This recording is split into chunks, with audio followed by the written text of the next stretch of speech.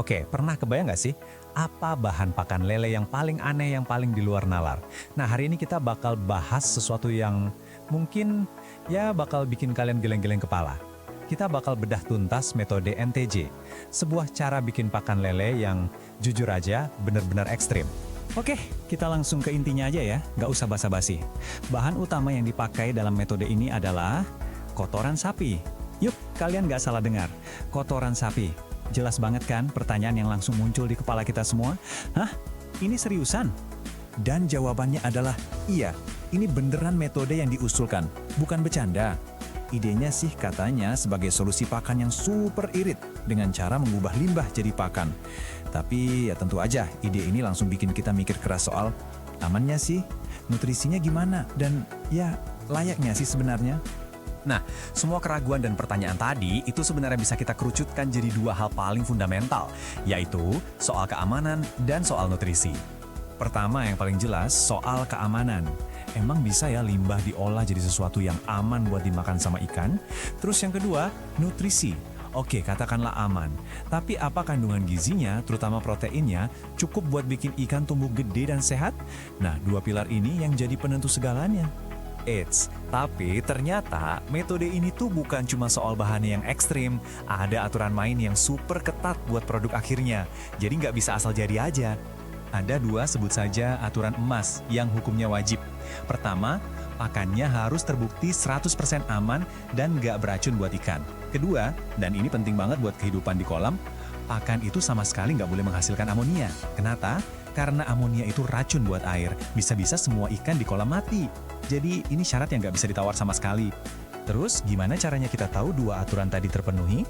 Nah, jawabannya ada di satu langkah yang paling krusial dari metode ini, yaitu sebuah tes keamanan yang wajib kudu mesti dilakukan. Bahkan, pencipta metodenya sendiri ngegasin banget soal ini.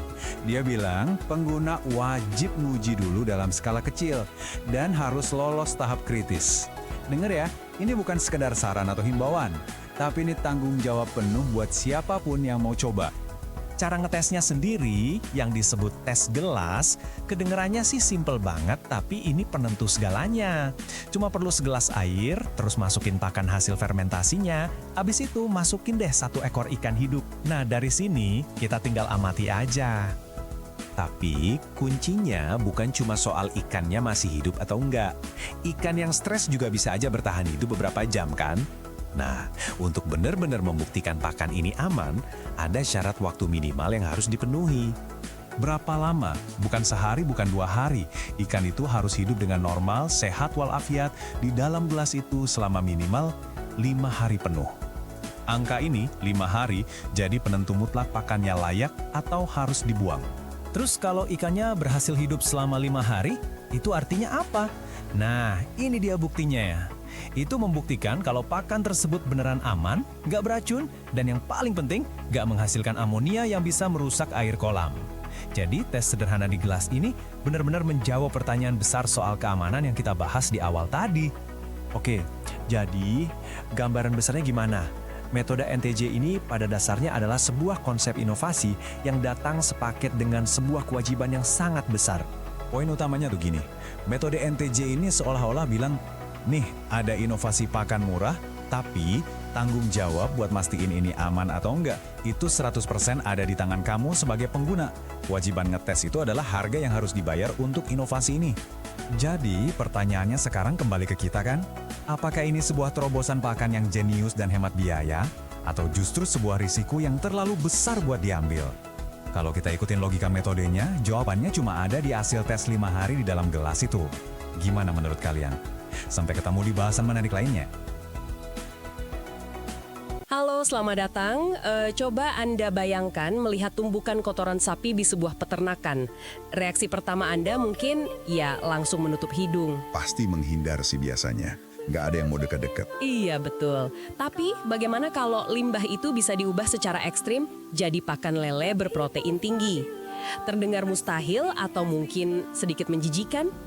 Memang terdengar agak di luar nalar ya. Tapi sains di baliknya ini sangat nyata dan berpotensi besar. Tepat. Makanya hari ini misi kita sangat jelas. Kita akan membedah terobosan yang disebut metode NTJ.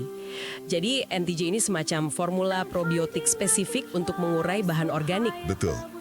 Kita akan lihat gimana metode ini menyulap feses sapi jadi pakan berharga tanpa terjebak jargon biologi yang rumit. Oke, mari kita bedah ini. Ya, mengubah feses menjadi pakan itu bukan sekedar campur-campur bahan biasa. Ada dua isu teknologi yang krusial banget di sini. Pasti soal keamanan dan nutrisinya kan? Nah, tepat. Pertama, keamanan. Kotoran mentah itu kan penuh bakteri patogen dan bisa mencemari air. Kedua, nutrisi. Apakah proteinnya benar-benar cukup buat bikin lele tumbuh besar? Tunggu dulu. Feses sapi itu kan sarangnya amonia dan penyakit.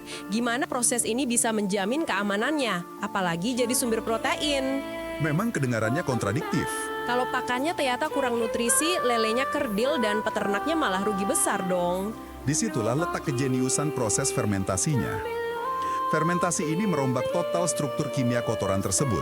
Jadi mikroba spesifik dari formula NTJ dimasukkan ke kotoran sapi itu. Semacam pasukan pembongkar gitu ya? Persis. Mereka memecah serat kasar dan amonia beracun itu, lalu mengonsumsinya untuk berkembang biak dengan sangat cepat. Oh, saya paham sekarang. Jadi lelenya itu nggak memakan kotoran sapi dalam bentuk aslinya. Nggak sama sekali? Mereka makan koloni mikroba berprotein tinggi yang tumbuh subur berkat kotoran tersebut. Ini mirip banget sama cara kita bikin tempe dari kedelai ya. Analogi yang sangat pas. Cuma ya, bahan bakunya jauh lebih nggak biasa. Ya, kotoran sapi di sini hanyalah media tanam. Sementara biomasa mikrobanya adalah produk utama yang kaya nutrisi. Tapi ini bawa kita ke tantangan berikutnya. Tantangan apa itu? Aturan mutlak dari metode NTJ ini. Pakannya itu harus 100% aman. 100%? Ya, tidak boleh ada sedikit pun sisa amonia atau zat beracun yang bisa merusak kualitas air kolam. Nah, disinilah aspek yang sangat menarik buat saya. Penemu metode ini tahu kalau ini akan dipakai peternak di desa yang mungkin nggak punya akses ke lab mahal buat cek kadar amonia. Betul, mereka butuh cara pengujian yang murah tapi akurat. Dan solusinya sangat elegan. Nggak butuh alat canggih kan? Sama sekali enggak. Cukup ambil segelas air, masukkan pakan hasil fermentasi NTJ ke dalamnya, lalu taruh ikan hidup di dalam gelas tersebut. Terdengar terlalu sederhana ya. Gimana tes segelas air begini bisa membuktikan pakannya bebas dari patogen? Secara ilmiah, ini justru sangat valid. Dalam ruang sempit tertutup seperti gelas, kalau pakannya masih mengandung sisa amonia atau racun sekecil apapun, Kualitas airnya langsung anjlok. betul sekali. Kualitas air turun drastis dan ikan itu nggak akan bertahan lama. Jadi kalau ikan tersebut bisa bertahan hidup selama beberapa hari, kalau nggak salah prosedurnya mewajibkan minimal 5 hari ya. Iya, wajib dites minimal 5 hari. Kalau lewat 5 hari itu sudah jadi bukti empiris yang sah. Pakan fermentasi itu sudah netral, aman, dan siap disebar ke kolam penangkaran. Tepat. Jika kita hubungkan ini dengan gambaran besarnya, inovasi ini membuktikan sebuah konsep yang radikal. Mengubah masalah jadi solusi. Benar. Dengan metode biologi yang terukur, masalah limbah peternakan yang biasanya bikin polusi sungai justru diputar balik menjadi pilar ketahanan pangan. Luar biasa. Jadi, apa makna dari semua ini untuk Anda yang mendengarkan? Cerita ini membuktikan bahwa solusi untuk masalah besar tidak selalu butuh teknologi futuristik yang rumit. Seringkali, batas antara limbah buangan dan komoditas berharga hanyalah soal metode pengolahannya saja. Sangat setuju. Kadang solusinya sudah ada di sekitar kita, teronggok begitu saja. Yang kita butuhkan cuma mengubah sudut pandang. Memahami cara kerja alam yang sebenarnya. Dan itu meninggalkan satu pertanyaan provokatif untuk Anda renungkan hari ini. Jika kotoran sapi saja bisa disulap menjadi pakan bernutrisi tinggi hanya dengan proses fermentasi yang tepat, Limbah organik apalagi di sekitar kita yang selama ini terus kita buang. padahal mungkin menyimpan potensi revolusioner yang belum tersentuh. Terima kasih sudah bergabung di pembahasan ini dan selamat mencari tahu.